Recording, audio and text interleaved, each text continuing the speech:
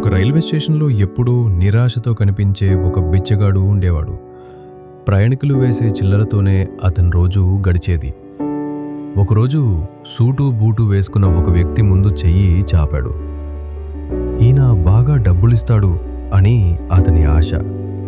కానీ ఆ వ్యక్తి డబ్బులివ్వకుండా, ఎప్పుడూ అడగడమేనా, ఎవరికైనా ఎప్పుడైనా ఏదైనా ఇచ్చావా అని సూటిగా అడిగాడు. బిచ్చగాడు అవాక్కై, అయ్యా, నేను అడుక్కునేవాణ్ణి, నా దగ్గర ఇవ్వటానికి ఏముంటుంది అన్నాడు.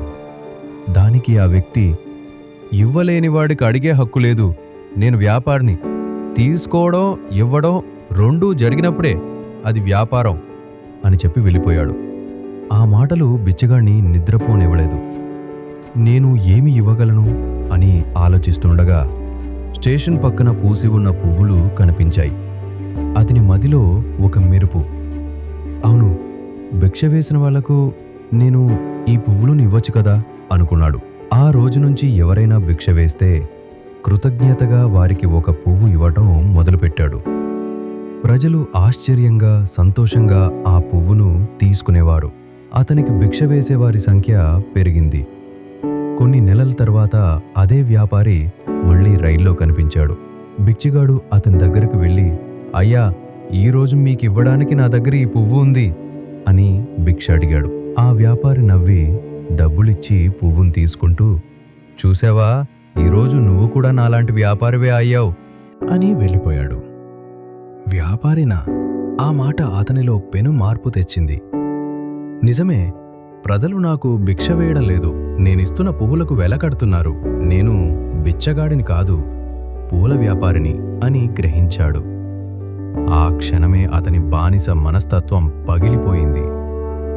ఆ తర్వాతి రోజు నుంచి అతను స్టేషన్లో కనిపించలేదు. 6 నెలల తర్వాత అదే స్టేషన్లో ఇద్దరు సూటు బూటు వేసుకున్న వ్యక్తులు కలిశారు. ఒకరు ఆ పాత వ్యాపారి, మరొకరు మన మాజీ బిచ్చగాడు. నన్ను గుర్తుపట్టారా అని అతను అడగ్గానే వ్యాపారి ఆశ్చర్యపోయాడు. మీ మాటలే నన్ను మార్చాయి, ఇప్పుడు నేను ఒక పెద్ద పూల వ్యాపారిని, మీ వల్లే ఇదంతా అన్నాడు కృతజ్ఞతగా. అప్పుడు ఆ పెద్ద వ్యాపారి కళ్ళలో నీళ్లు తిరిగాయి. నిజానికి నేనే నీకు థ్యాంక్స్ చెప్పాలి. మనం మొదటిసారి కలిసినప్పుడు నా వ్యాపారం నష్టాల్లో ఉంది. నీలో పట్టుదల చూశాకే నాలో ఓడిపోతున్నాను అన్న నిరాశపోయి కొత్త ఉత్సాహం వచ్చింది. నువ్వు నా మాటలతో నీ జీవితాన్ని మార్చుకుంటే నేను నీ చేతలతో నా వ్యాపారాన్ని నిలబెట్టుకున్నాను. ఆ రోజు ఇద్దరు వ్యాపారవేత్తలు ఒకరికొకరు తెలియకుండా ఎలా సహాయపడ్డారో తెలుసుకొని ఒక కొత్త స్నేహంతో తమ ప్రయాణాన్ని కొనసాగించారు.